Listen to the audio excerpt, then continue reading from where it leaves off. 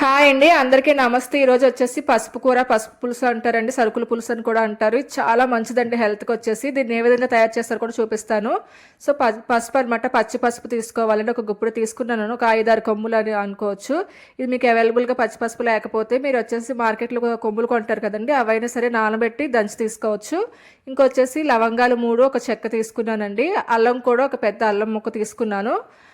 మనకి ఇదంతా బాగా హెల్త్కి ఉపయోగపడే కూర అనమాట. ఇవన్నీ వేయటం వల్ల చాలా మంచిది అనమాట. కప్పం పట్టిన దగ్గు జలుబు ఉన్న కూడా తగ్గుతాయి అంటారు.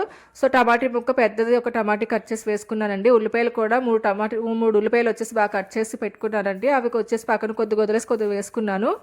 ఇది వచ్చేసి ధనియాలు అండి, ఒక పెద్ద టేబుల్ స్పూన్ ధనియాలు, ఒక పెద్ద టేబుల్ స్పూన్ వచ్చేసి జీలకర్ర వేసుకున్నానండి. ఇవి కొంచెం క్వాంటిటీలో ఎక్కువ వేసుకున్నా పర్లేదు. చింతపండు అండి, పెద్ద నిమ్మకాయ ఉంటుంది కదండి, దాని సైజు నిమ్మకాయ. అందులోంచి మనం చెదారం ఇంకా పిక్కలు అవన్నీ తీసేసి వేసుకున్నాం అనమాట.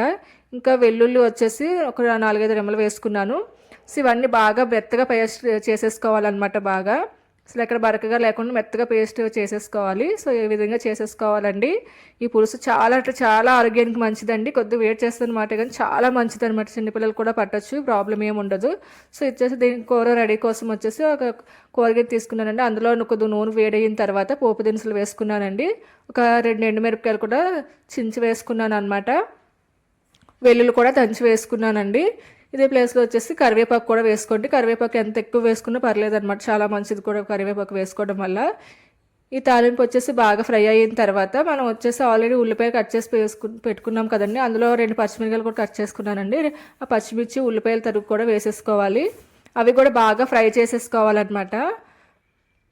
ఉల్లిపాయలు కలర్ మారేంత వరకు ఇది బాగా వేపేసుకోవాలి. వచ్చేసి సో అలా వేపుకోవడం వల్ల వచ్చేసి కూర అనేది బాగా మంచి టేస్ట్గా ఉంటుందన్నమాట. ఇందులో కొద్ది ఇంగువ తాలింపులో వేయడం మర్చిపోయానండి, ఇప్పుడు వేసాను అనమాట. మీకు ఉంటే వేసుకోవచ్చు, లేకపోయినా పర్లేదు. సో ఇది బాగా ఫ్రై చేసేసుకోవాలండి. కొద్ది కలర్ మారేంత వరకు మనం ఫ్రై చేసుకోవాలి. సో చూసారు కదండి, ఉల్లిపాయలు అయితే కలర్ మారేయండి. ఈ టైంలో వచ్చేసి మనం ఆల్రెడీ గ్రైండ్ చేసి పెట్టుకున్నాం కదండి, పసుపు ముద్ద మొత్తం రుబ్బుకొని పెట్టుకున్నాం కదా, అది వచ్చేసి మొత్తం వేసేసుకోవాలండి పసుపు ముద్ద. సో ఇది మంచి కలర్ఫుల్గా కనిపిస్తుందండి. కొద్ది కూర అయితే మొత్తం అసలు అన్నం చాలా అన్నంలోకి సరిపోతుంది. మనకు మంచి హెల్తీ అనమాట. లోపల కఫం పట్టినా, మనకు ఒళ్ళు బరువుగా అనిపించినా ఇవన్నీ సో ఇవన్నీ తగ్గుతాయి అనమాట. మొత్తం ఇది కూడా అలా బాగా కలిపేసుకోండి ఒకసారి. సో ఇప్పుడు వచ్చేసి మనం దీనికి తగినంత ఉప్పు కారం అనేది ఇప్పుడు వేసుకోవాలండి. మనకి తగినంత ఉప్పు ఇప్పుడు వేసేసుకుందాము. ఒక 3 స్పూన్లు ఉప్పు అనేది వేసుకున్నాను. మీ కారం వచ్చేసి మీకు టేస్ట్ తగ్గట్టు వేసుకోండి. నేనైతే 1/2 స్పూన్ వేసుకున్నాను, చాలా తక్కువ వేసుకున్నాను. ఎందుకంటే పచ్చిమిర్చి వేసాను, ఇందులో కొద్దిగా ఎండుమిర్చి కూడా వేసాను కాబట్టి కొద్దిగా కారం వేసుకున్నాను. ఇది మొత్తం కలిపేసుకోండి ఒకసారి. సో అడుగు పడుతూ ఉంటుందండి, మనం మీడియం ఫ్లేమ్లో పెట్టేసి కలిపేసుకొని కొద్దిగా ఒక వాటర్ పోసుకోవాలన్నమాట. ఎక్కువగా పోసుకోకూడదు, ఎక్కువగా పోసుకుంటే ఎక్కువగా ఉడికించుకోవాల్సి వస్తుంది అనమాట. కొద్దిగా పోసుకొని బాగా కలిపేసుకోండి అటు ఇటు. సో ఈ కూర వచ్చేసి మనం అలా కలిపి పెట్టేసుకుని అలా వదలకూడదండి, అలా కలుపుతూనే ఉండాలి. వదిలేస్తే అడుగు పడుతుంది. సో మనం అలా కలుపుతూనే ఉండాలండి. ఒక మొత్తం పైకి నూనె అంతా తేలి ఉడికి ఎలా ఉడగలా వచ్చేంత వరకు మనం అలా కలుపుతూ ఉండాలన్నమాట. అప్పుడే పర్ఫెక్ట్గా కూర అనేది రెడీ అయినట్లు. సో మధ్యలో మనకి ఉప్పు ఏం సరిపోకపోతే మనం యాడ్ చేసుకోవచ్చు. సో చూడండి, నాకైతే ఒక 5-6 నిమిషాలే పట్టిందనమాట. అలా కలుపుతూ మొత్తం నూనె చూడండి ఎలా తేలిందో. కూర అయితే రెడీ అయిపోయిందండి. సో ఇప్పుడైతే మనం సర్వ్ చేసుకొని మనకి ఇంక తినొచ్చు అనమాట. అన్నంలోకి, టిఫిన్లోకి, నార్మల్గా ఎలా అయినా తినొచ్చు. చాలా అంటే చాలా మంచి కలర్ ఉంటుంది, మంచి టేస్ట్ కూడా ఉంటుందండి. నేనైతే అన్నంలో టేస్ట్ చేశాను, వేడివేడి అన్నంలో కలుపుకొని తిన్నాను. చాలా బాగుంది రుచి అయితే. మీరు కూడా ట్రై చేయండి.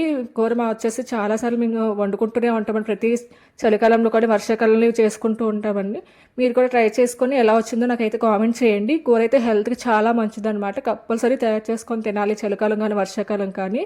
సో ఈ వీడియో అయితే మీకు నచ్చిందని అనుకుంటున్నానండి. చివరి వరకు చూసినందుకు ధన్యవాదాలు.